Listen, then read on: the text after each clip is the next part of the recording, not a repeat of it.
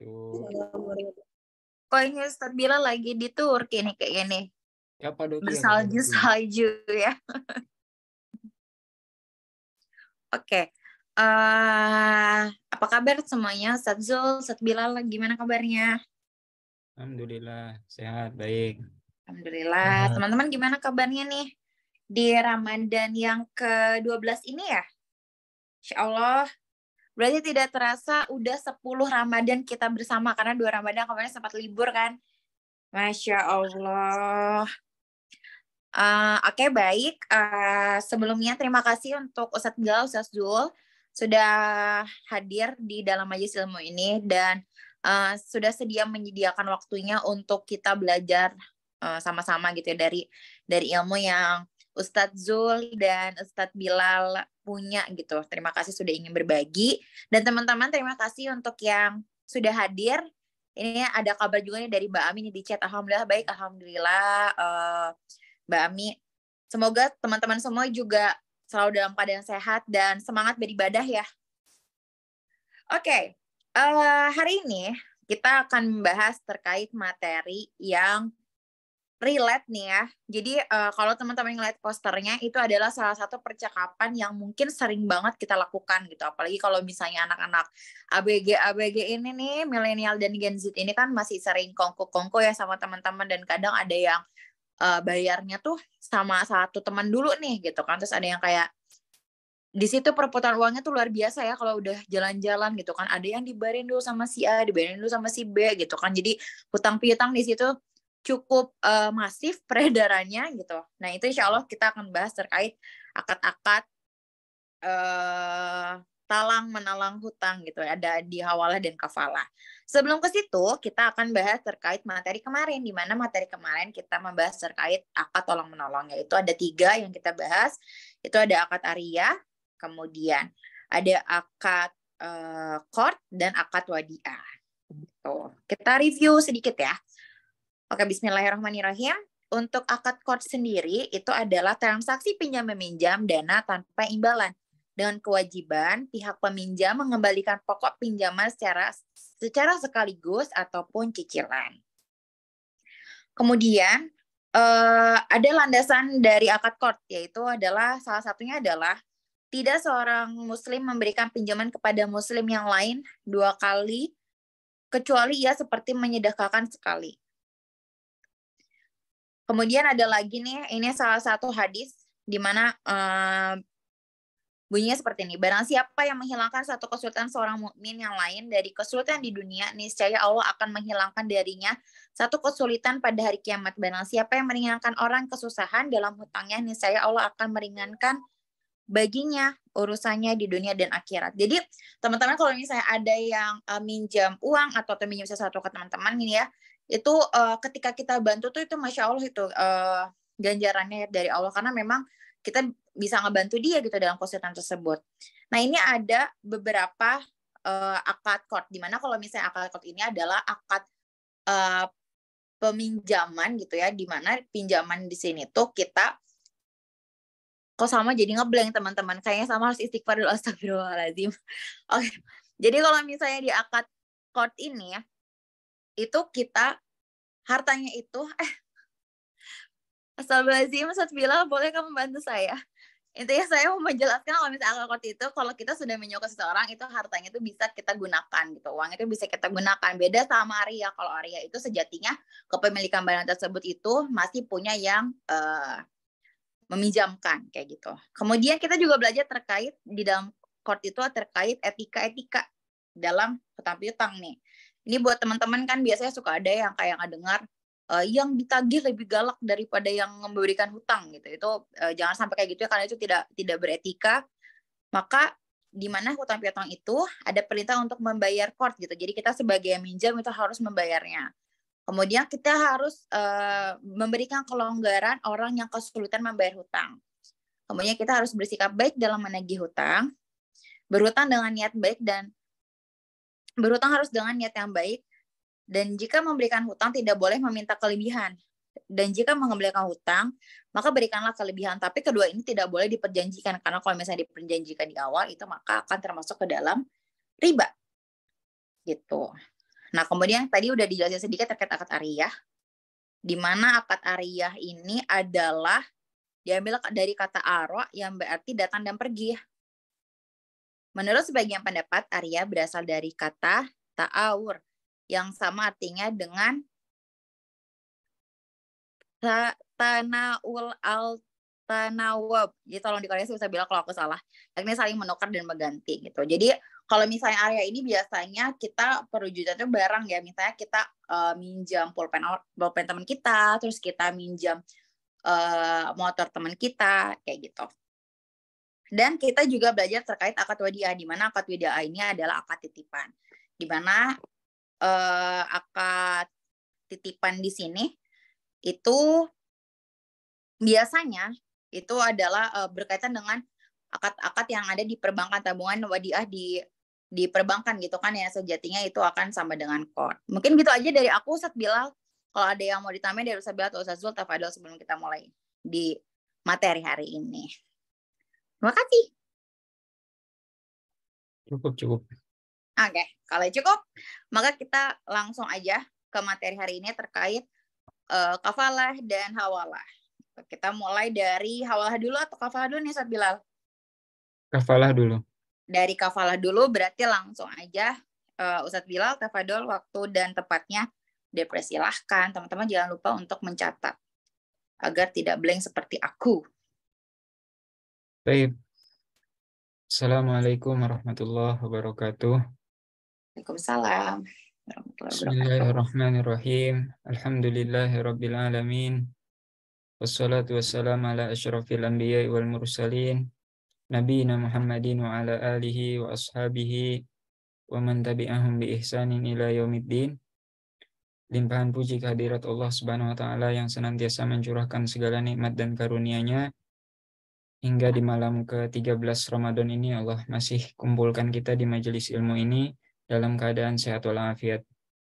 Salawat dan salam semoga tetap tercurahkan dan terlimpahkan bagi Nabi Muhammad SAW beserta para keluarga beliau, para sahabat, para tabi'in, tabi'in, dan segenap umat Rasulullah SAW.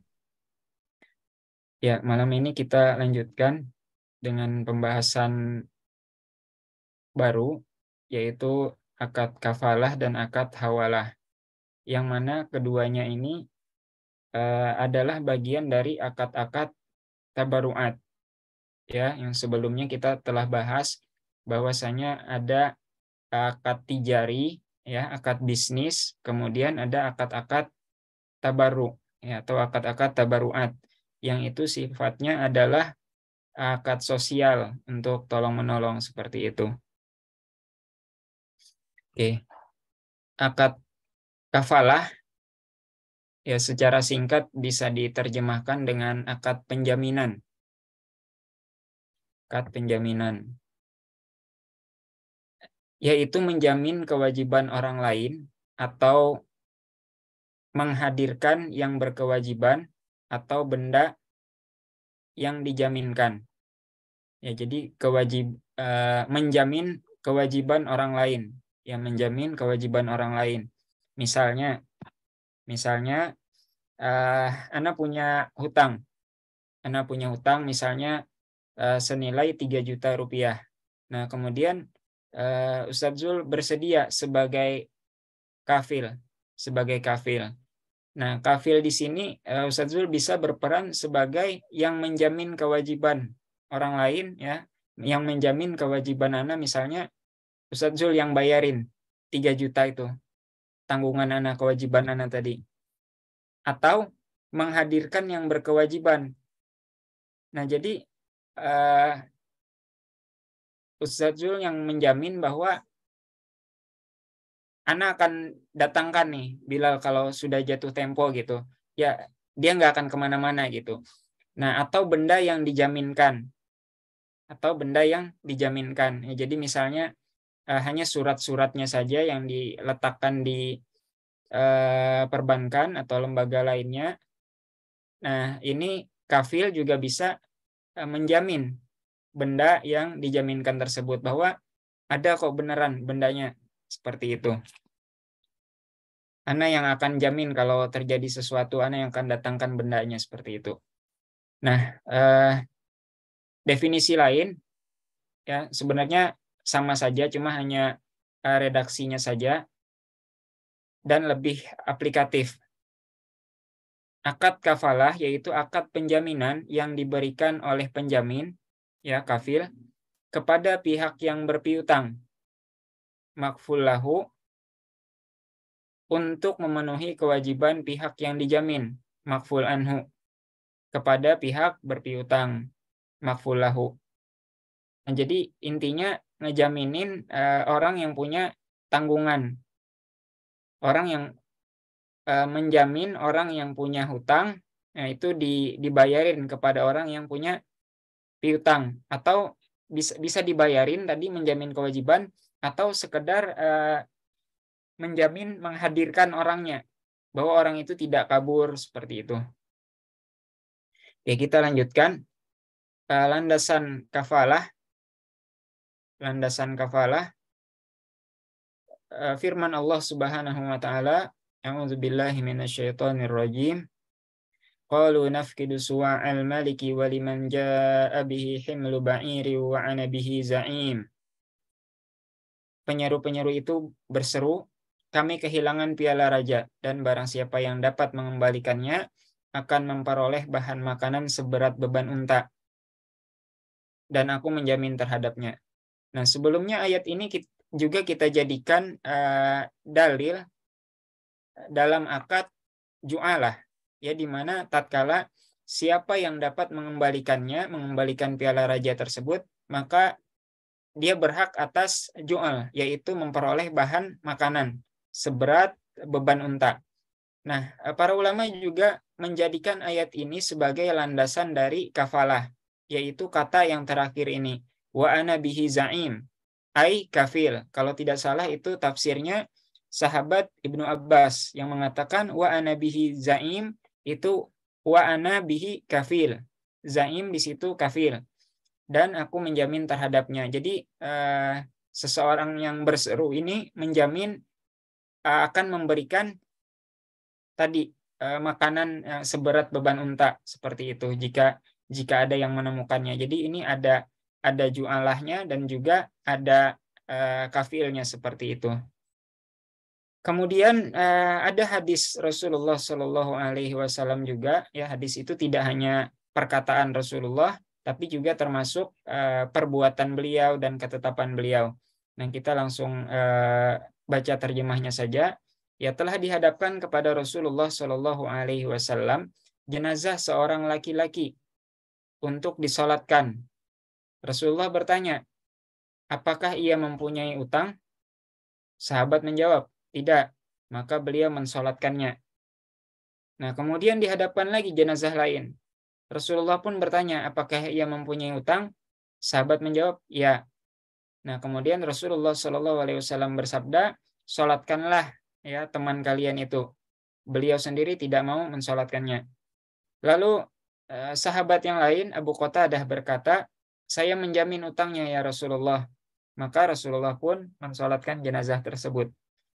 Nah, jadi dari hadis ini kita ketahui bahwasanya dalam pandangan Rasulullah SAW ada sesuatu yang berbeda terhadap orang yang mempunyai hutang seperti itu, sampai beliau tidak mau mensolatkannya.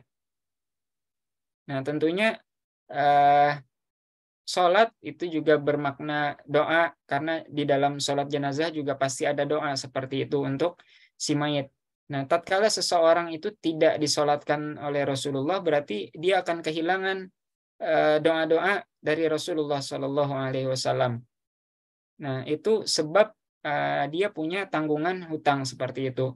Nah, maka berkaitan dengan materi sebelumnya juga tentang qard, maka hendaknya kita berhati-hati dalam perihal utang ini, ya, apalagi kalau seperti sebelumnya.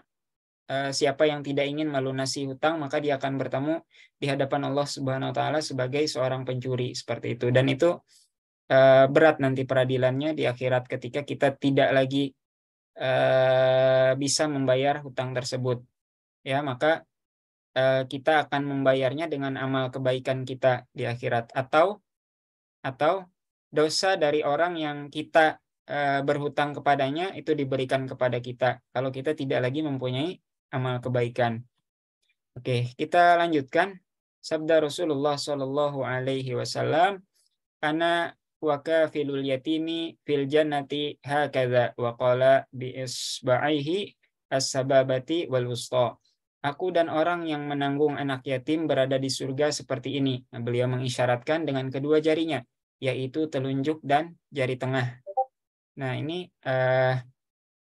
ada kata kafil di situ, ya, yang menanggung, yang menjamin anak yatim. Nah, ini juga menunjukkan keutamaannya, ya, kita untuk bersedekah secara spesifik di sini, keutamaannya menanggung kebutuhannya anak yatim seperti itu. Ya, tidak harus misalnya ke panti asuhan, tapi misalnya kita tahu keluarga, teman, atau masih di lingkungan keluarga kita sendiri gitu yang ada anak yatim di situ, orang tuanya meninggal. Nah, kemudian yang tertinggal misalnya ibunya juga tidak bekerja dengan cukup. Nah, maka itu butuh dibantu. Yang ini sudah dikatakan oleh Rasulullah bakalan dekat dengan beliau kelak di surga. Berkaitan dengan hadis yang sebelumnya tentang utang juga, syahidnya adalah adanya kafalah di situ tadi. Sahabat Abu Qatadah menjamin hutang dari sahabat yang tadi tidak ingin Rasulullah sholatkan. Kemudian tatkala sahabat Abu Qatadah bersedia ya sebagai kafilnya menjamin hutangnya, maka Rasulullah mau mensolatkannya.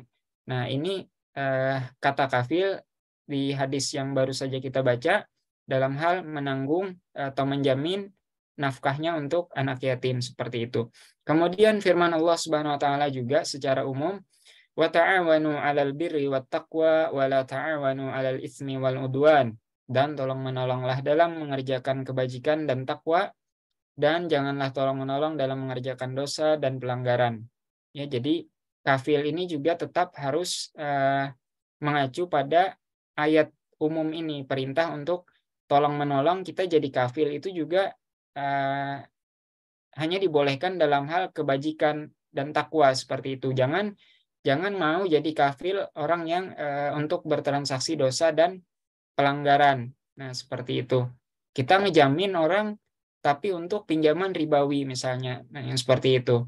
Kita ngejamin orang tapi untuk meminjam benda yang buat dipakai maksiat misalnya, dan lain sebagainya.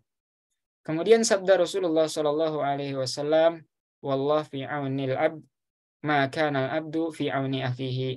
Allah Subhanahu Wa Taala senantiasa menolong hamba selama hamba tersebut menolong saudaranya. Ya, jadi kita jangan heran tatkala hamba-hamba Allah itu mereka perhatian terhadap hamba-hamba Allah yang lainnya, maka Allah mudahkan juga urusannya seperti itu. Baik.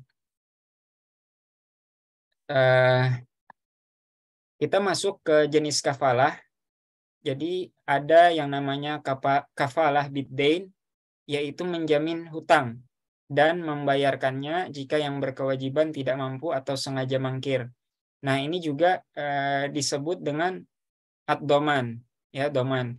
Jadi tadi kita sebutkan di depan ada yang menjamin itu kewajibannya. Nah, ya, seperti ini kafalah biddain ini. Ini orang yang punya hutang, itu hutangnya yang dijamin gitu. Nah, ini yang termasuk jenis pertama. Adapun yang kedua, kafalah bin nafs, menjamin untuk mendatangkan orang yang berkewajiban, baik itu berupa utang atau selainnya, seperti kisos, ya, tanpa menjamin pembayaran utangnya. Ya, misalnya tadi Anda berutang 3 juta rupiah seperti itu. Nah, Ustadz Zul pengen berlaku sebagai kafil gitu, tapi nggak bayarin.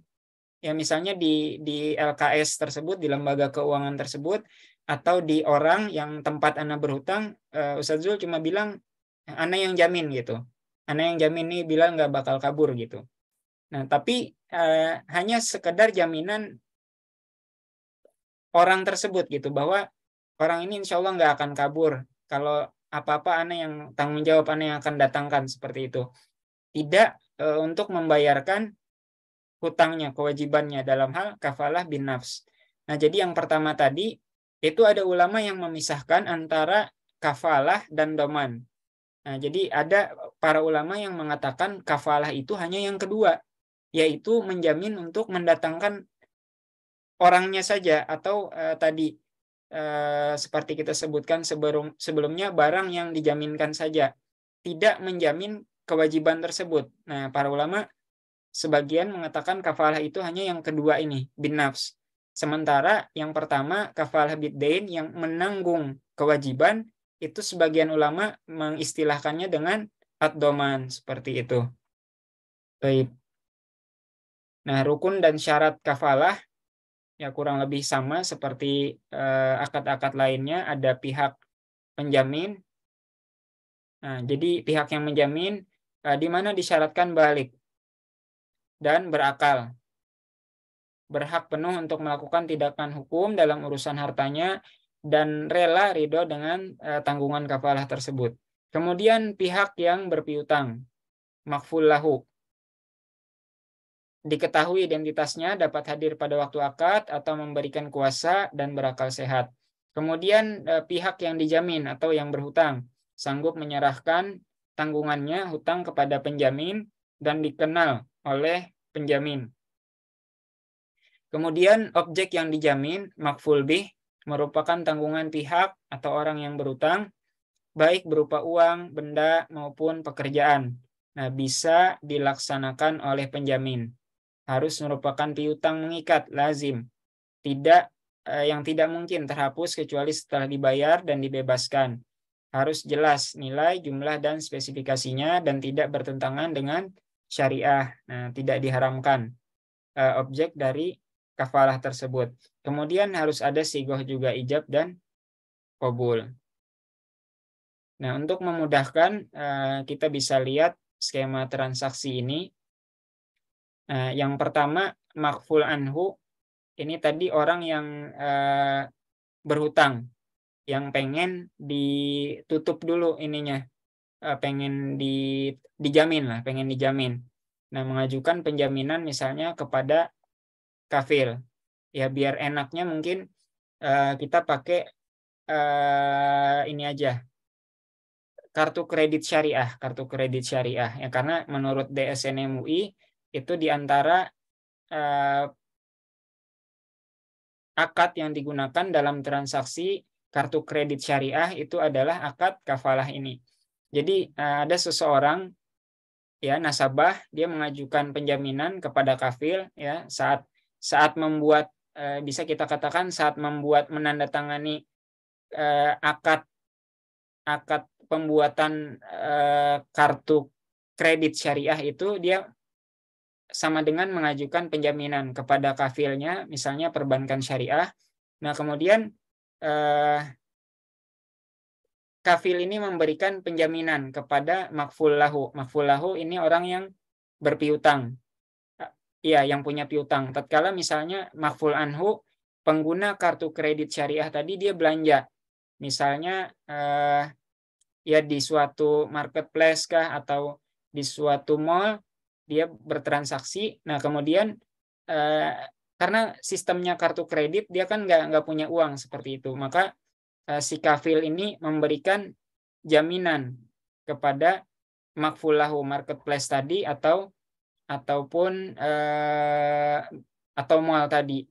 Nah, kemudian barangnya bisa diperoleh oleh makful anhu yang punya hutang, barangnya bisa diambil.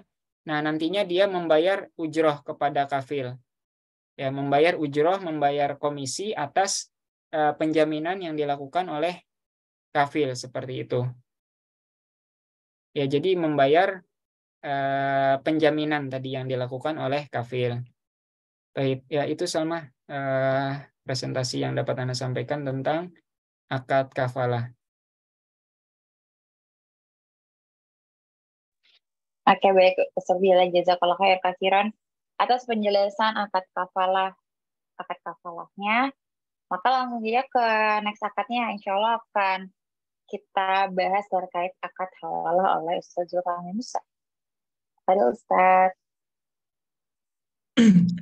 Bismillahirrahmanirrahim. Assalamualaikum warahmatullahi wabarakatuh. Hamdan syukuranillah, assalamualaikum wassalamu ala rasulillah, amma ba'd. Allahumma faqihna fid din, wa alimna ta'wil, amin ya rabbal alamin. Terima kasih teman-teman masih setia bersama kami. Kita sama-sama belajar terkait dengan akad-akad dalam fikih muamalah. Pada kesempatan malam ini kita belajar terkait akad penjaminan dan pengalihan hutang. Ustaz Bilal sudah menjelaskan terkait dengan akad kafalah.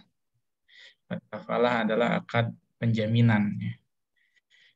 Tadi ada dalam akad kafalah itu ada penjaminan atas hutang,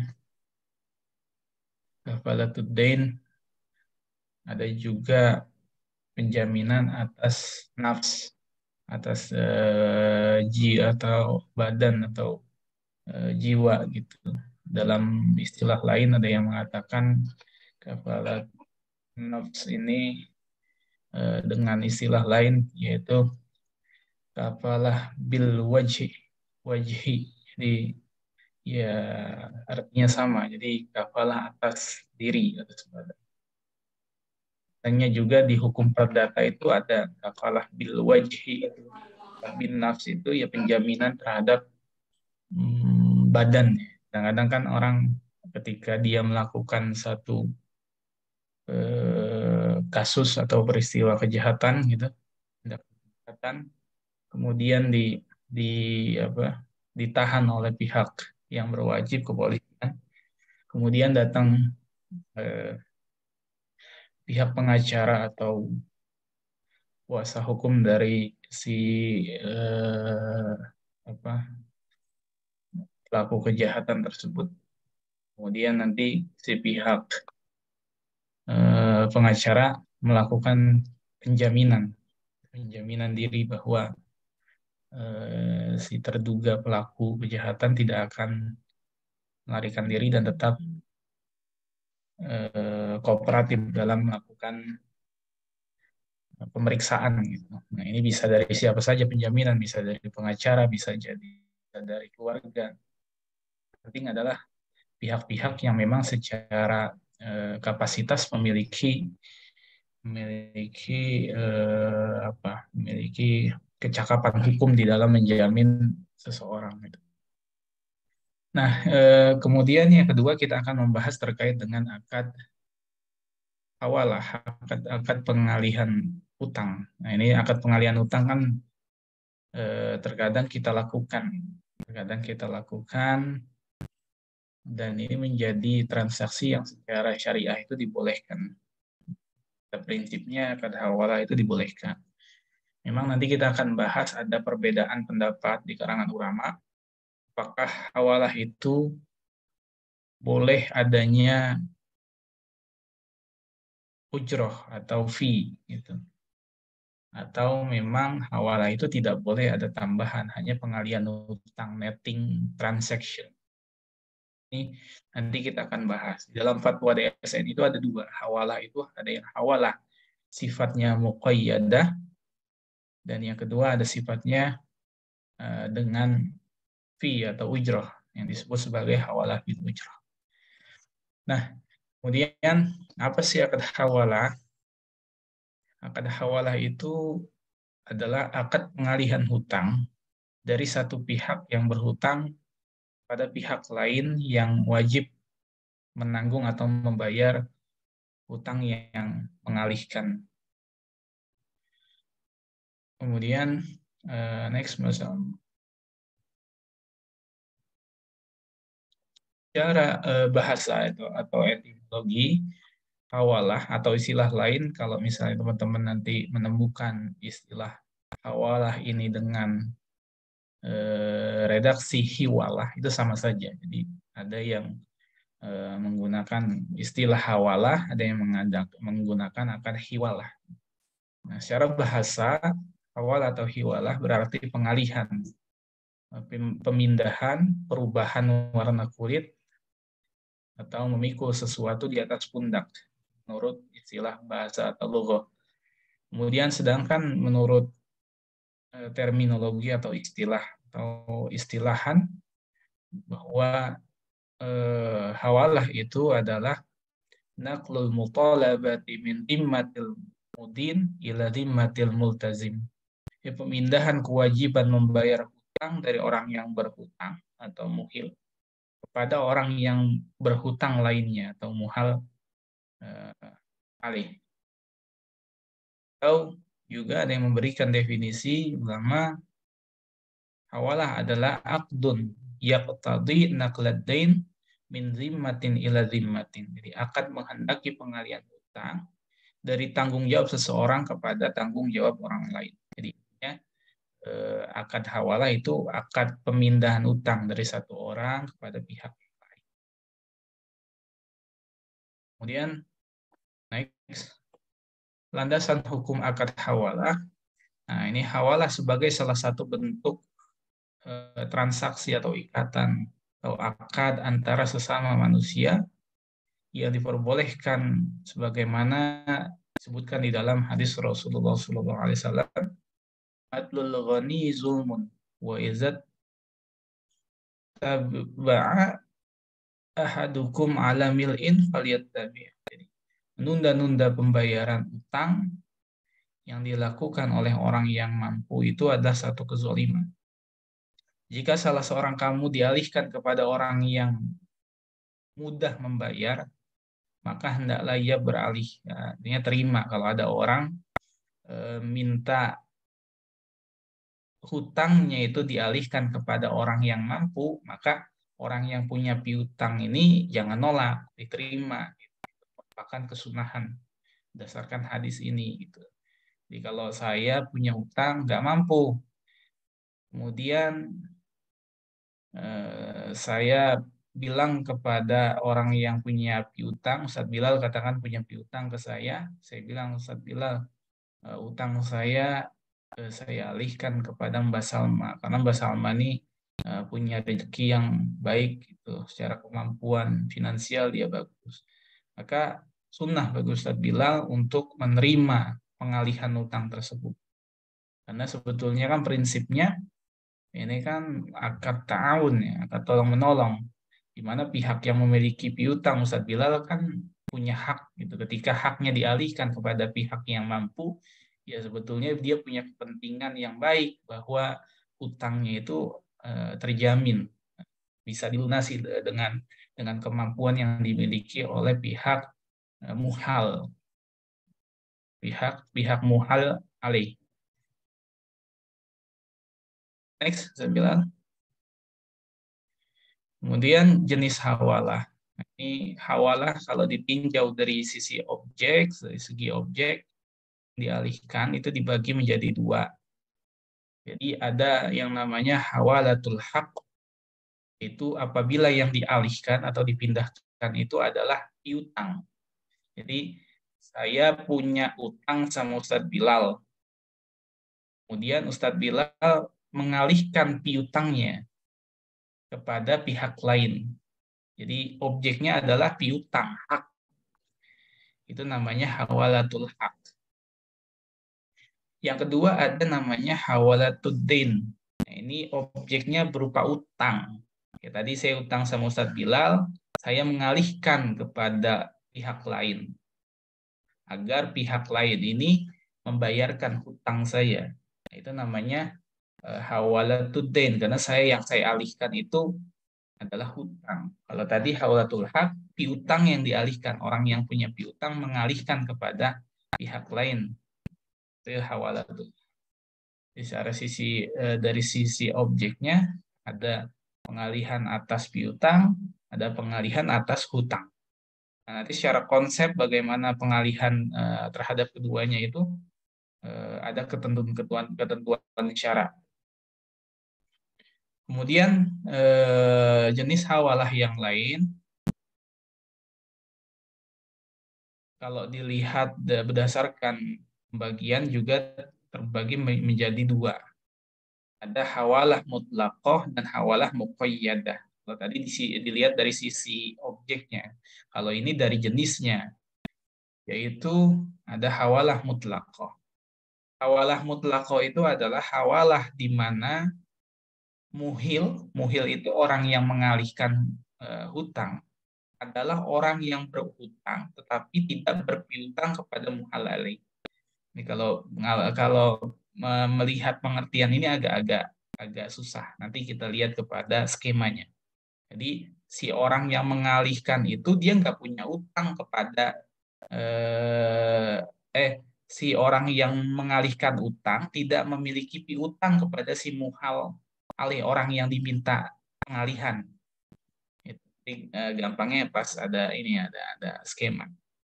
Yang kedua adalah hawalah muqayyadah, yaitu di mana muhil adalah orang yang punya utang sekaligus dia punya piutang kepada orang yang dialihkan. Jadi ada hawalah mutlaqah, ada hawalah muqayyadah. Jadi kalau melihat skemanya lebih mudah untuk memahami. Kita masuk kepada skema yang pertama. Ini skema pertama adalah hawalah muqayyadah. Tadi saya sebutkan bahwa hawalah muqayyadah adalah di mana orang yang mengalihkan utang. Jadi orang yang mengalihkan utang itu adalah muhil. Kemudian muhal itu orang yang memiliki piutang. Dia punya piutang kepada muhil. Nah, muhal alih adalah orang yang menerima pengalihan. Nah, dalam akad hawalah muqayyadah, pihak yang mengalihkan, dia punya utang kepada muhil, tetapi juga dia punya piutang kepada orang yang dialihkan. Gitu. Si muhil ini punya utang, tapi punya piutang juga. Utangnya kepada muhal, piutangnya kepada muhal alih. Jadi transaksi ini adalah transaksi netting. Contohnya kayak tadi, sama dibikin player itu contohnya itu hawalah muqayyadah. Contohnya gampangnya begini. Saya punya utang ke Mbak Salma itu 50.000.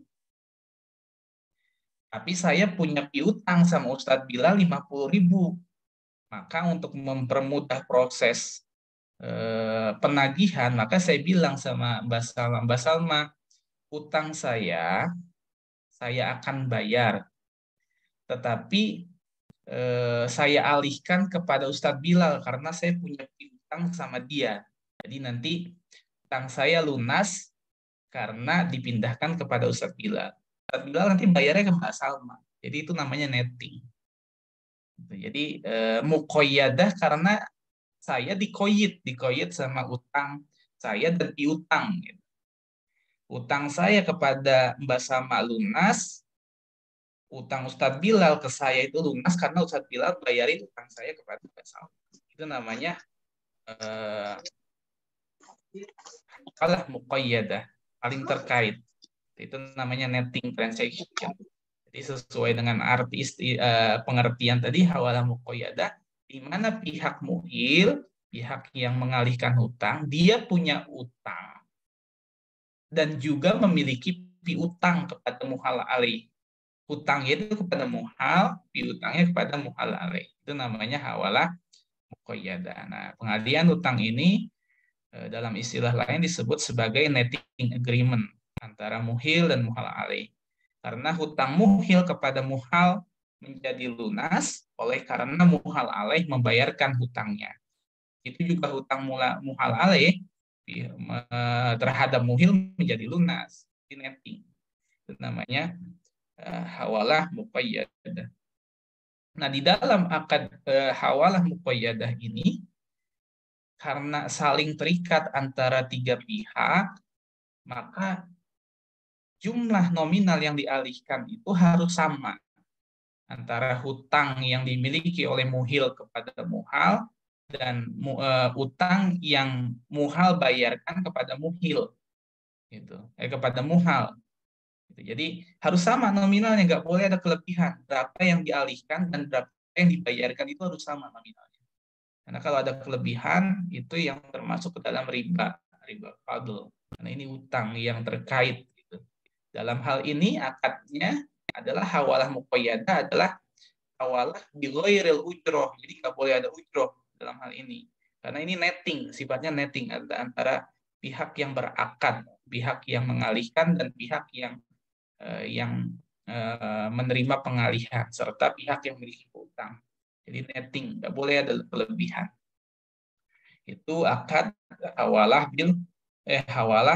muqayyadah atau hawalah biasa, disebut hawalah saja. Jadi kalau disebut hawalah saja berarti itu adalah hawalah muqayyadah. Nggak boleh ada ujroh karena sifatnya netting tadi itu.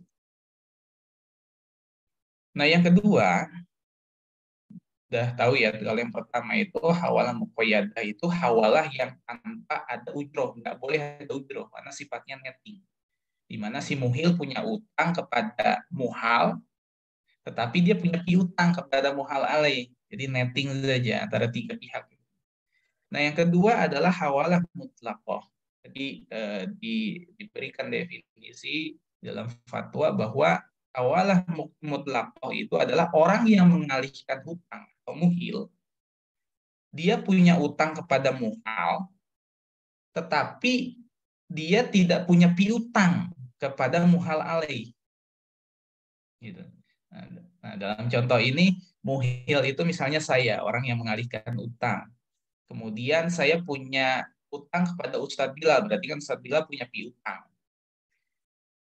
Nah, saya nggak punya utang kepada Mbak Salma, tapi saya berencana untuk mengalihkan hutang saya gitu pada Mbak Salma.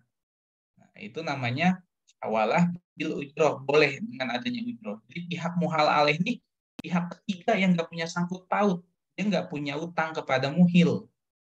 Kalau tadi yang pertama si muhal alaih ini Mbak Salma punya utang kepada muhil sehingga netting saja utang muhil lunas karena Mbak Salma bayarin ke Ustadz Bilal. Gitu.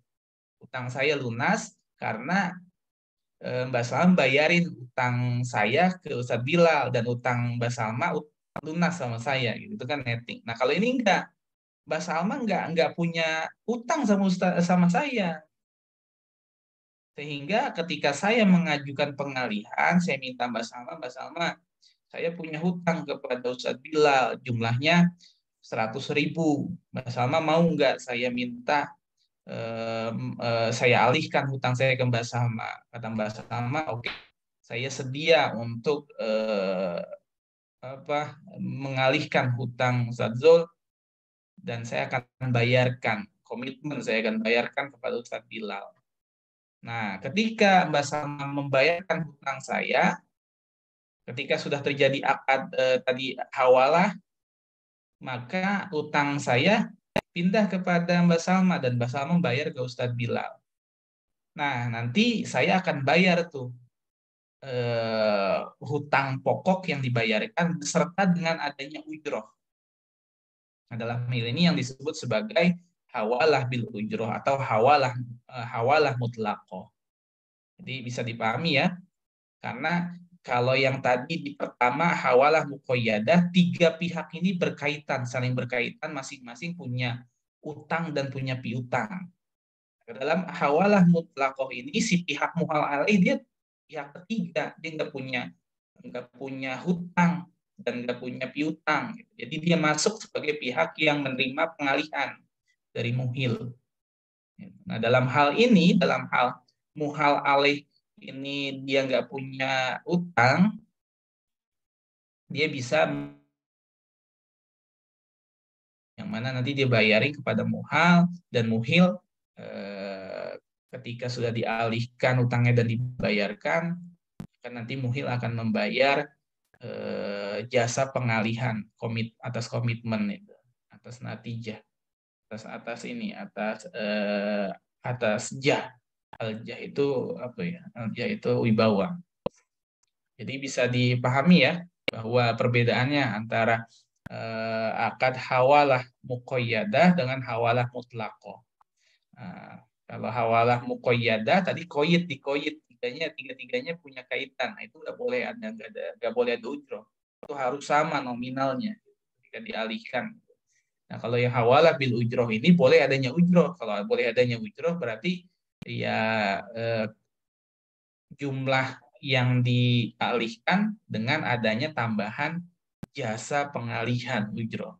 Dalam konteks ini di perbankan syariah, kalau menggunakan hawalah bil ujroh berarti muhil ini adalah nasabah. Muhal ini adalah orang yang punya piutang. Jadi ketika nasabah, sementara muhal alaih adalah bank. Ketika ada nasabah mengajukan kepada muhal alaih, kepada bank, bank saya punya utang kepada muhal. Bisa nggak kamu menerima pengalihan saya? Kata bank, oke, saya sedia, saya komitmen untuk membayarkan hutang kamu, melunasi. Nah, ketika terjadi akad hawalah bil ujroh, maka utang si muhil ini berpindah kepada muhal alaih. Jadi nanti si muhal ini nagihnya kepada muhal alaih. Nah, ketika sudah dibayarkan oleh muhal alaih, kan nanti muhil akan membayar kepada bank, pada muhal alaih, pokok beserta dengan fee atas jasa atau komitmen kesediaan membayarkan hutang muhil. Itu yang disebut dengan hawalah bil ujroh. Di perbankannya seperti itu. Nah, untuk akad hawalah bil ujroh ini memang terjadi perbedaan pendapat bahwa ada memang yang mengatakan bahwa akad hawalah bil ujroh ini berarti akad jual beli hutang biutin. Jadi yang tidak boleh ada kelebihan, masuk kalau ada kelebihan ini termasuk riba. Tapi ada juga yang berpendapat bahwa hawalah bil ujroh itu diperbolehkan karena memang jasa atas pengalihan, atas komitmen itu boleh diambil fee gitu. Ini termasuk ke dalam akad-akad memang yang ikhtilaf lah di kalangan para ulama. Ada yang membolehkan, ada yang tidak membolehkan. Kalau yang membolehkan itu mengambil pendapat sama seperti akad wakalah bil ujroh, di mana di dalam akad wakalah itu boleh adanya ujroh. Itu perbedaan di kalangan ulama terkait dengan akad hawalah. Nah, kalau saya sendiri bagaimana? Kalau saya sendiri kalau mengacu kepada fatwa, maka ya misalnya di lembaga perbankan karena ada fatwanya dan perbankan itu sebuah institusi yang mengacu kepada fatwa gitu. Jadi ya boleh saja karena ada dasarnya fatwanya. Tapi kalau misalnya mengikuti pendapat yang lain yang lebih hati-hati bahwa skema kafalah, skema hawalah ini prinsipnya sama seperti qard gitu kan. Pemberian hutang, pengalihan hutang kan ini hampir sama. Jadi ada transaksi yang semacam qard di dalamnya. Jadi yang tidak boleh ada kelebihan. Maka ya jangan melakukan transaksi hawalah dengan adanya ujroh kalau ambil pendapat hati-hati. Wallahu a'lam. Langsung ke pertanyaan mungkin Mbak Salma. Kalau ada yang kurang jelas maksudnya seperti apa hawalah bil ujroh, hawalah biasa itu boleh ditanyakan. Nanti kalau ini sebetulnya pembahasan masalah hawalah itu cukup panjang, apalagi kalau misalnya kita masuk kepada transaksi subrogasi, terus transaksi novasi, itu sama. Sifatnya adalah pengalihan utang atau pengalihan piutang. Di dalam fatwa DSN itu ada fatwanya sendiri terkait dengan subrogasi syariah atau novasi syariah.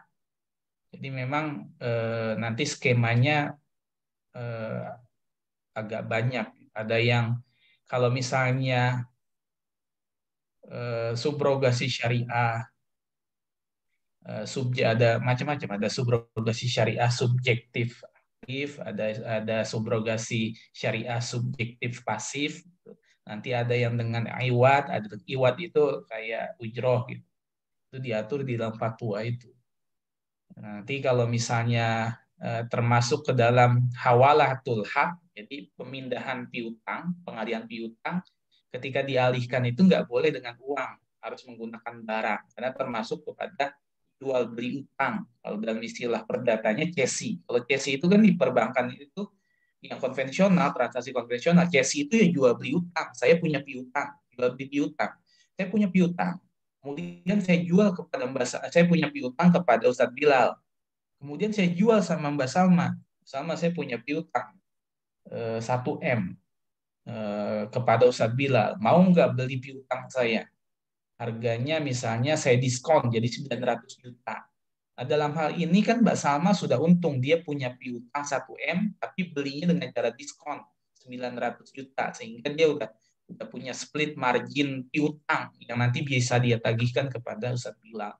Itu secara konvensional, jual beli piutang. Atau kalau dalam istilahnya ya BUDN, jual beli utang kalau dalam istilah syariah. Nah itu nggak boleh seperti itu. Nah fatwa mengatur kalau misalnya jual beli piutang itu, caranya adalah menggunakan sistem barang. Pembayarannya nggak boleh pakai uang, pembayarannya harus menggunakan komoditi di bursa. Beli barang dulu di bursa, nanti pembayarannya menggunakan barang. Nah, nanti piutang ketemu barang itu kan seperti jual beli barang biasa. Nah itu dibolehkan. Nah itu makhraj jalan keluar yang diberikan oleh fatwa terhadap transaksi cesi yang konvensional, di mana uang piutang ketemu uang itu nggak boleh gitu. Transaksi den itu nggak boleh. Itu nanti teman-teman bisa baca kalau mau dalamnya terkait subrogasi syariah, novasi syariah. Hari saya melihat istilah pengertian akad hawalah yang keliru di dalam websitenya OJK. Jadi mereka mendefinisikan hawalah itu seperti transaksi subrogasi syariah seperti itu. Jadi pengertiannya seperti anjak piutang. Itu dia punya invoice kemudian dijual dengan uang. Nah itu kan nggak bisa. Akhirnya saya buat tulisan dan saya buat tulisan di LinkedIn membahas masalah itu. Jadi agak keliru yang ada di website OJK itu. Sekian, kalau ada pertanyaan silakan terkait dengan akad hawalah ataupun kafalah.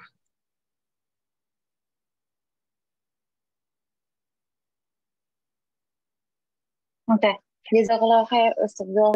Ustaz Zul, ini ada pertanyaan dari hamba Allah, Ustaz Zul menaruh dari Miss Salma. Ustaz, mohon maaf, kalau secara bahasa yang mudah dimengerti, kafalah dan hawalah ini seperti apa? Mohon maaf, saya kurang mengerti. Ya.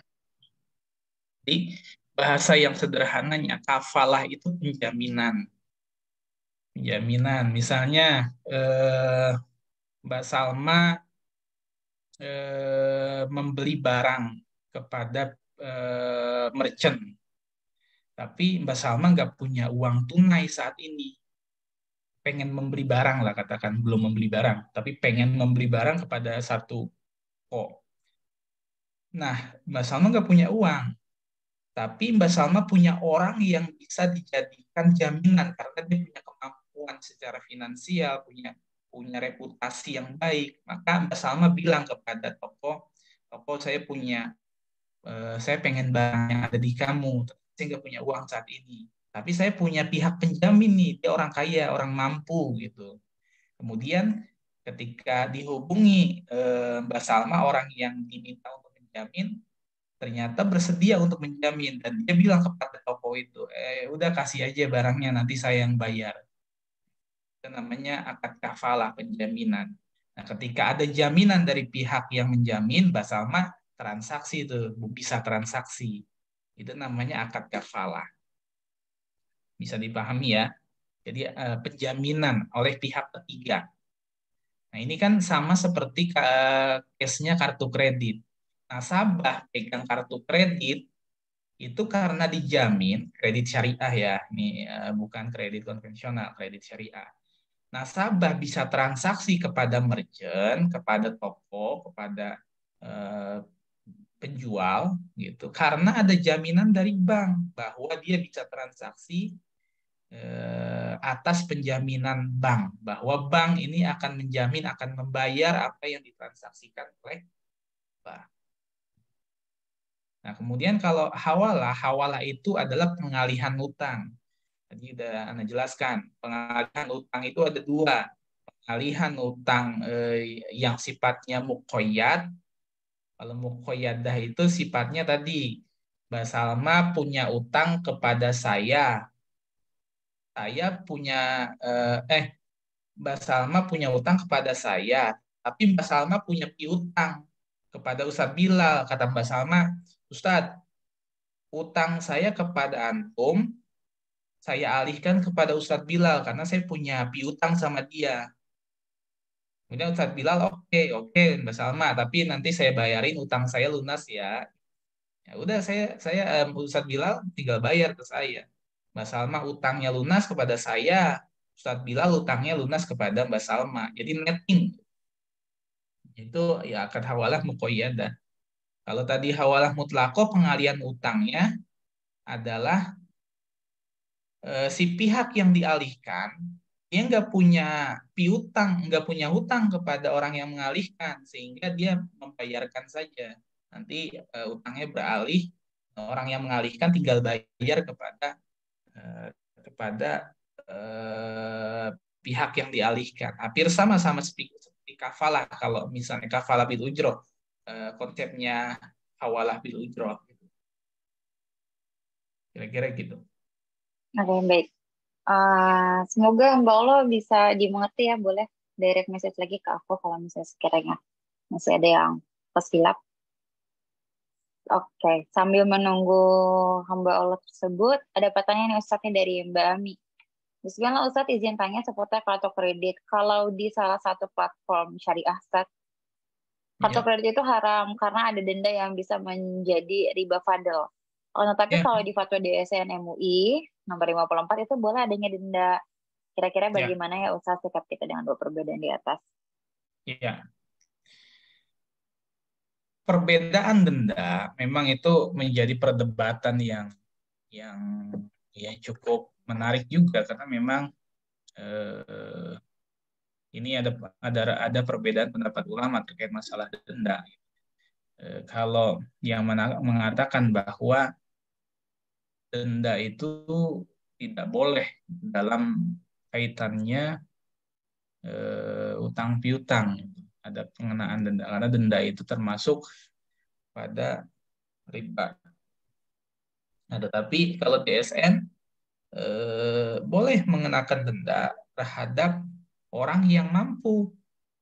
Jadi nggak semuanya orang yang telat membayar itu dikenakan denda. Maka kategori yang mampu yang boleh dikenakan denda. Kalau orang yang nggak mampu ya nggak boleh dikenakan denda secara aturan fatwa DSN juga. Kapan orang dikatakan mampu itu? Ketika dia punya harta, punya uang. Nah, batasan kapan sih nasabah itu dibolehkan dikenakan denda? Kalau dalam praktek di perbankan itu apabila dia statusnya sudah macet. Jadi kalau udah status macet, itu nggak boleh dikenakan denda. Tapi kalau misalnya dia telat 1 hari, 2 hari, 3 hari, itu masih dianggap dia mampu tapi lalai. Jadi boleh dikenakan denda. Nah, kalau di perbankan kan ada tingkat kelancaran dalam nasabah membayar. Itu ada yang statusnya lancar, statusnya diragukan, statusnya dalam pengawasan, sampai dengan macet itu ada tingkatannya. Kolektabilitas 1, 3, 4 itu ada. Nah, ketika dia statusnya macet itu nggak boleh ada denda. Nah, denda menurut fatwa DSN itu boleh dikenakan karena untuk pendisiplinan. Jadi untuk tadrib, untuk pendisiplinan. Karena orang kalau nggak didisiplinkan itu suka ngemplang. Jadi nggak ada denda aja, nggak ada denda aja suka ngemplang, suka lalai, apalagi nggak ada denda. Itu menurut pendapat DSN. Dan perlakuan terhadap denda ini juga tidak boleh diambil sebagai keuntungan, disalurkan sebagai dana sosial. Karena memang secara hukum denda itu bukan harta yang boleh diakui sebagai pendapatan, tapi untuk pendisiplinan saja. Makanya diatur terkait dengan denda itu, ini harus disepakati bersama besarannya berapa dalam bentuk nominal, dan itu nggak boleh diakui pendapatan. Kalau misalnya di konvensional, denda itu, head charge itu, diakui sebagai pendapatan mereka. Kalau di bank syariah nggak boleh. Karena memang tujuannya untuk mendisiplinkan saja, biar tidak ada yang terzolimi. Karena kan matlul ghani zulmun, tadi dalilnya begitu, bahwa menunda-nunda hutang, pembayaran hutang oleh orang yang mampu merupakan suatu kezoliman, kan begitu. Hadisnya begitu. Makanya atas dasar itu DSN memberikan mitigasi bahwa oh ya kalau gitu diberikan sanksi saja sebagai mitigasi biar orang tuh nggak lalai, tapi nggak diakui sebagai pendapatan. Atau di dalam hadis lain, layul wajidi yuhillu irdahu wa uqubatuh. Ya, wa uqubatuh. Jadi menunda-nunda pembayaran yang dilakukan orang yang mampu menghalalkan harga diri dan pemberian sanksi kepadanya. Jadi kalau orang yang mampu tapi dia nunda-nunda, itu boleh kita berikan sanksi ke mereka, kita permalukan mereka di misalnya di media sosial, diumumkan, itu boleh berdasarkan hadis itu. Nah, pertanyaannya yang sering jadi pertanyaan adalah bagaimana misalnya kartu kredit ini nggak ada ribanya, nggak ada bunganya 0%. Ya tetap nggak boleh, karena kartu kredit itu ya tadi ada denda, dan kalau konvensional jelas. Kalau konvensional dendanya itu diakui sebagai pendapatan mereka. Kalau syariah bagaimana? Syariah nggak ada denda tetapi tidak diakui sebagai pendapatan si pihak penerbit kartu kredit syariah, tapi sebagai dana sosial kalau misalnya ada keterlambatan. Kedua, akadnya menggunakan akad kafalah bil ujroh. Nah, saya sampaikan bahwa akad kafalah bil ujroh, hawalah bil ujroh ini memang diperselisihkan oleh para ulama, seperti tadi yang saya sampaikan, bahwa ini akad yang ya ikhtilaf di kalangan ulama, ada yang membolehkan, ada yang tidak membolehkan. Kira-kira itu, ada tambahan saya bilang. Silakan.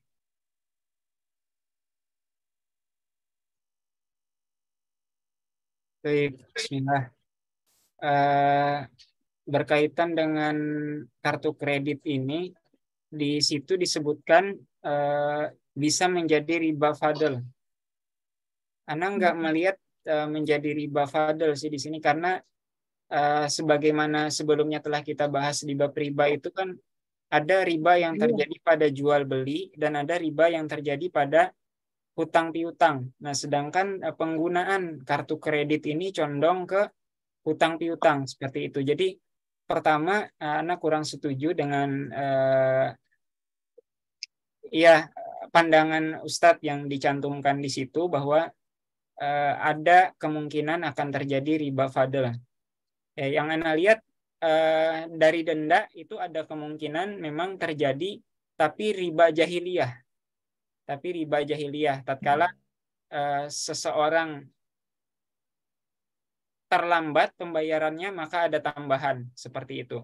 Namun sebagaimana sudah dijelaskan oleh Ustaz Zul tadi, bedanya kalau riba jahiliyah itu tambahan itu ya untuk si yang menghutangi, tapi ini enggak. Kita tetapkan adanya tambahan dengan denda itu, namun DSN udah bilang itu bukan buat si yang ngutangin, bukan buat bank syariah yang udah nyediakan dana tapi terlambat nasabah bayar ke bank syariah itu, bukan buat bank syariah tersebut, tapi buat dana sosial. Tujuannya tadi udah dijelaskan juga, itu untuk mendisiplinkan nasabah gitu. Karena kalau kita perhatikan, yang namanya bank syariah itu ngelola dana orang banyak gitu. Nah, kalau yang lambat-lambat pembayarannya sengaja ini, apalagi DSN juga, kalau teman-teman baca fatwa tentang takzir itu pengenaan denda itu dikhususkan bagi yang mumatil, yang mampu, orang yang berhutang itu dalam keadaan mampu. Jadi dia nundanya itu dalam keadaan mampu, padahal itu yang boleh dikenakan denda. Jadi nggak mutlak ketika orang telat pembayaran, dia memang kondisinya memang lagi susah perekonomiannya. Nah, itu sebenarnya tidak berhak dikenakan denda seperti itu. Nah, itu batasan-batasan dari DSN MUI. Nah, jadi itu poinnya. Pertama tadi tentang ribanya, anak kurang setuju dengan beliau yang mengatakan itu potensi terjadi riba fadl. Iya, mungkin terjadi potensi riba, tapi ribanya riba jahiliyah, yang mana tatkala jatuh tempo belum mampu, maka ditambah temponya dengan tambahan biaya. Namun itu biasanya terjadi tambahan itu bagi yang menghutangi. Sedangkan menurut fatwa DSN itu tidak untuk bank syariah itu, tapi untuk dana sosial. Tujuannya tadi adalah untuk mendisiplinkan nasabah ya, karena bank syariah ngelola dana orang banyak gitu. Kalau semua yang minta pembiayaan begitu, nunda-nunda pembayaran kan nggak boleh, dengan alasan nggak boleh loh bank syariah ngenain denda, ya habis dana umat ketahan semua gitu. Itu DSN MUI pasti ngelihat maslahatnya gitu. Kalau nggak ada pendisiplinan berupa takzir ini, kasihan dana umat gitu, nyangkut di orang-orang yang terus berhujah nggak boleh ada denda seperti itu. Nah, kemudian ada juga yang mengatakan ya, kartu kredit itu di awal nggak ada ininya, nggak ada bunganya, saat kalau terlambat baru ada bunganya. Itu gimana? Nah, itu tetap saja haram karena udah masyrut di depan, udah dipersyaratkan nanti kalau terlambat ada bunga ya gitu. Nah, itu udah riba juga sebenarnya. Ketika kita setuju menandatangani yang seperti itu udah menyepakati transaksi ribawi seperti itu. Walaupun tatkala misalnya menggunakan kartu kredit konvensional, dia menggunakan 5 juta rupiah misalnya. Sebelum tatkala jatuh tempo, dia lunasi 5 juta. Nggak ada bunga sama sekali. Tapi ada perjanjian sebenarnya. Kalau dia telat dari tempo itu, akan dikenakan bunga sekian persen. Nah, menyetujui ini udah terkena riba sebenarnya. Walaupun dianya nggak kena seperti itu. Karena tadi dia bisa bayar. Nah, karena sebagaimana kaidah yang sudah beberapa kali kita sampaikan, kullu qardin jarra manfaatan masyruton lil mukridi fahuwa riba. Setiap manfaat yang didatangkan dari hutang piutang yang dipersyaratkan untuk yang memberi hutang itu riba. Ya, demikian tambahan atas pertanyaan ini, dan satu case tadi di mana kartu kredit itu katanya tanpa bunga jika bisa dibayar tepat waktu. Wallahu a'lam. Ya, kalau tadi saya coba mengamati pendapat dari asatiz lain dari tambahan, karena mereka melihatnya dari sisi output. Jadi memang berapa yang dibayarkan oleh bank untuk transaksi kartu kredit, nanti pihak nasabah akan membayar pokok beserta kelebihannya, karena di situ ada biaya-biaya lain. Jadi itu ada riba fadl di situ menurut yang kita lihat fatwa DSN itu, memang nanti nasabah akan membayar pokok beserta adanya yang lain, komponen-komponen lain seperti membership fee gitu. Nah, membership fee itu kan akadnya adalah akad yang lain, ada akad ijarah gitu. Jadi memang ada komponen-komponen gitu. Outputnya kelihatan sama, tetapi akadnya itu berbeda. Ada akad kafalah, ada akad Kalau lihat di fatwa tentang kartu kredit syariah itu ada akad kafalah, ada akad qard, ada akad ijarahnya. Ijarah itu atas pelayanan. Jadi kelebihannya itu kalau ngelihat dari output, coba memahami dari pendapat asatidz yang lain, melihatnya di situ riba fadlnya nasabah kartu kredit akan membayar kelebihan dari jumlah hutang yang dia transaksikan. Sementara kalau misalnya pengenaan denda, memang tadi yang saya sampaikan Ustaz Bilal, bahwa itu cenderung kepada riba jahiliyah, bahwa orang yang tidak mampu membayar pada saat jatuh tempo, kemudian ada tambahan atas penangguhan, itu namanya riba jahiliyah, sebagaimana kita bahas sebelumnya. Gitu. Nah, tetapi kalau di bank syariah, dimitigasi oleh fatwa bahwa riba jahiliyah ini memang tidak bisa diakui sebagai pendapatan sehingga dikeluarkan sebagai dana sosial gitu. Dan ini tujuannya memang untuk pendisiplinan di tadrib, gitu. Orang yang mampu menunda-nunda gitu. Jadi nggak serta-merta orang yang misalnya dia nggak punya kecukupan ekonomi sama sekali, nggak punya uang gitu. Jadi dia bukan menunda-nunda, emang uangnya nggak ada, atau dia kena force majeure, katakan dia kena gempa, kena kebakaran gitu. Nah itu dia nggak bisa dikenakan denda dalam kondisi force majeure gitu. Nah itu ketika bank mengenakan denda dan si nasabah bisa membuktikan bahwa dia dalam kondisi sesungguhnya tidak membayar karena force majeure segala macam. Nah itu denda itu nanti akan di write off, dihilangkan karena dia termasuk yang tidak secara fatwa tidak berkewajiban membayar denda. Oh. Berarti Ustaz melanjutkan pembahasan terkait kartu kredit Ustaz. Dalam satu kartu kredit itu, dalam satu produk kartu kredit dari bank syariah, sebetulnya akad yang digunakan itu banyak ya Ustaz ya. Kayak tadi yang saya sampaikan, kalau misalnya masalah biaya member itu bisa pakai apa tadi apa Ustaz akadnya? Itu kalau akad penyediaan jasa itu ya akadnya ijarah kayak membership fee Ijarah, gitu kan. jual beli jasa ya. Terus kalau misalnya untuk akad Iuran keanggotaan, ada merchant fee, jadi banyak komponen. Ada merchant fee itu kan bisa jadi bank itu menarik dari merchant gitu karena dia melakukan kerjasama. Membership fee itu imbalan karena dia menggunakan kartu. Itu membership fee karena dia menggunakan kartu. Jadi kita si bank itu membayar iuran, menarik iuran. Jadi kan boleh saja misalnya kita punya komunitas, kemudian kita buatkan dia kartu, hingga kita kenakan setiap penggunaan kartu itu bulanannya ditarik fee gitu untuk fasilitas yang diberikan. Gitu. Dipakai nggak dipakai tetap ada uang iuran itu. Itu namanya kan akadnya akad ijarah atas pelayanan kan.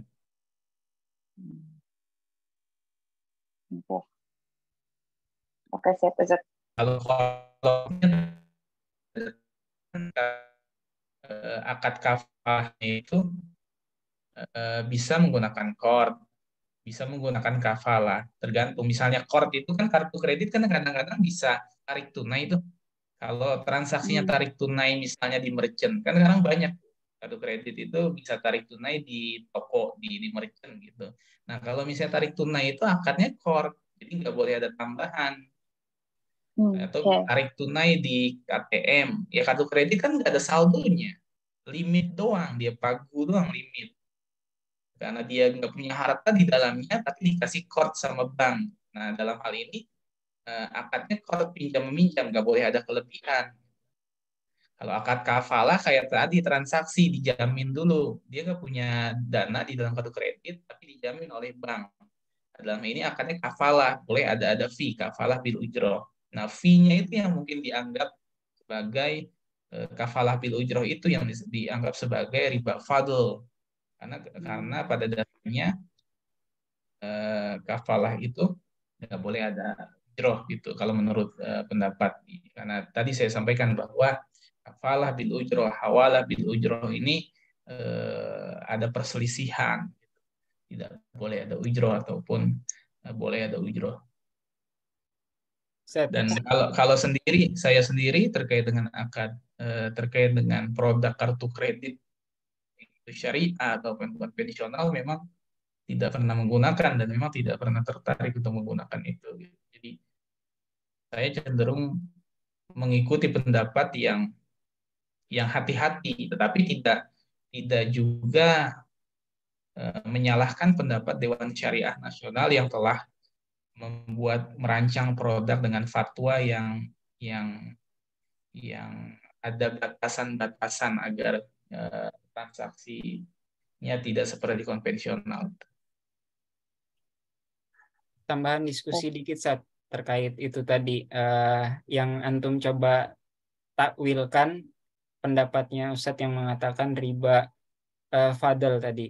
Nah, kalau kita lihat di riba buyu, ya kan ada riba fadl sama riba nasiah seperti itu. Nah, kalau kita lihat itu memang uang sama uang, pertukaran uang sama uang. Tapi jelas pertama kalau sama-sama uang begitu harusnya kan ini tamasul dan takobut sama dan di satu majelis gitu. Nah, sedangkan itu jelas tatkala penggunaan dana itu tatkala dia pakai kartu kreditnya itu qard. Sedangkan pembayarannya itu jatuh temponya misalnya sebulan kemudian atau 15 hari. Maka ini menurut Anda dari kategorinya aja Set, itu enggak ketika disebut riba buyu. Dari kategorinya aja udah nggak pas riba buyu gitu. Tapi itu nasiah. Riba qard tadi, Sat. Iya, nasiah lebih ke nasiah. Kalaupun misalnya ini ribanya riba nasiah karena ada penundaan salah satu kan. Yang satu dibayar di depan, yang satu kan belakangan jatuh temponya. Sebetulnya lebih ke nasiah.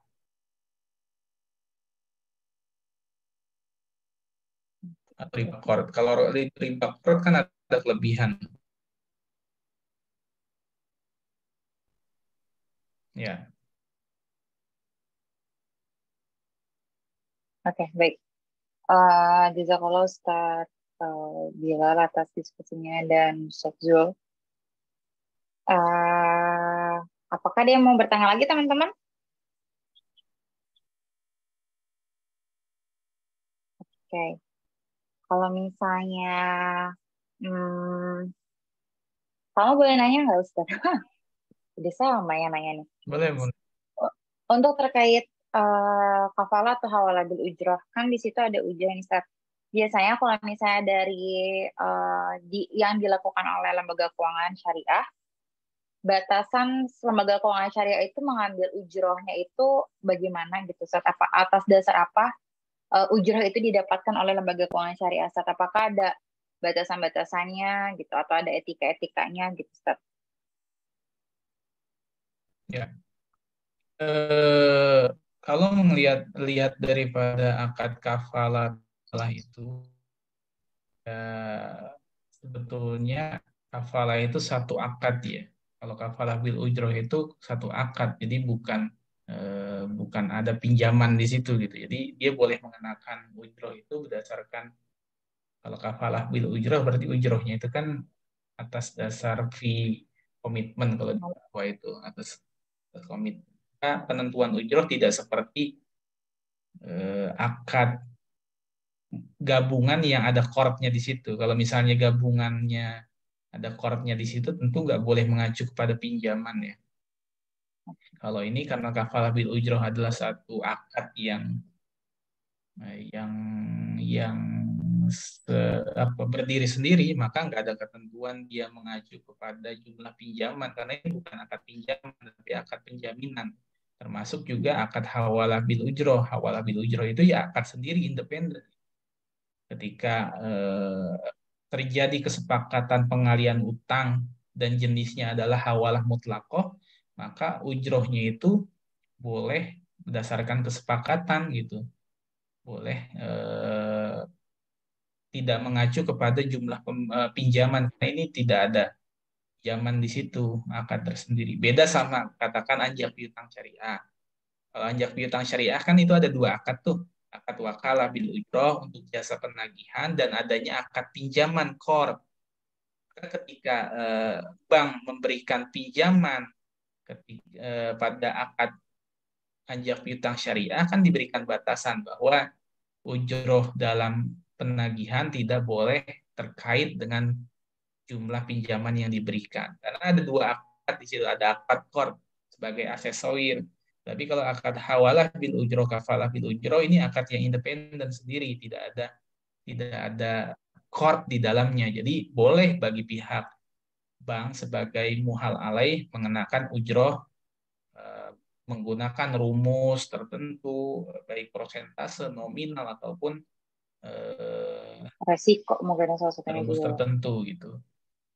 Meskipun kalau kita melihat ya memang kafalah bil ujroh ini mirip seperti qard transaksinya gitu. Tapi melihat dari esensi itu dia akad yang independen, jadi ujrohnya itu tidak dekat ke pembiayaan gitu, jumlah pinjaman, kira-kira gitu sih. Oke, teman-teman ada yang mau nanya lagi? Nampaknya beberapa sudah live nih, mungkin karena udah hampir jam 10:30 nih. Kalau nggak ada cukup ya. Gitu, kita cukupkan mungkin ya. Iya, boleh Ustaz. Kita cukupkan mungkin hari ini teman-teman. Jazakumullah khair untuk Ustaz Zul dan Ustaz Bilal atas waktunya, atas ilmunya, dan atas roomnya juga telah memfasilitasi kita untuk belajar. Semoga Allah Ta'ala membalas kebaikan Ustadz dan menjadi pahala jariah untuk para status kita. Dan untuk teman-teman semua, jazakumullah khair udah masih semangat untuk belajar nih sampai hari ini di malam ke-12 Ramadan. Semoga ilmunya bisa dimanfaatkan, bisa disebarluaskan, dan bisa juga untuk jadi bekal teman-teman semua, karena sejatinya ilmu yang paling baik adalah ilmu yang bermanfaat. Dan ketika sudah dapat ilmu, jangan sombong ya teman-teman, jangan sombong, tetap tawadu, dan itu harus bermanfaat gitu. Oke, untuk kita tutup dengan istighfar sebanyak 3 kali. Astagfirullahaladzim, astagfirullahaladzim, astagfirullahaladzim, dan doa penutup boleh Ustaz Bilal. Subhanakallahumma rabbana wa bihamdika asyhadu an la ilaha illa anta astaghfiruka wa atubu ilaik. Oke. Sekian dari aku, sama Datul Aishi. Sampai berjumpa lagi esok, insya Allah. Assalamualaikum warahmatullahi wabarakatuh. Waalaikumsalam warahmatullahi wabarakatuh. Terima kasih semua ya izin live-nya. Terima kasih semuanya.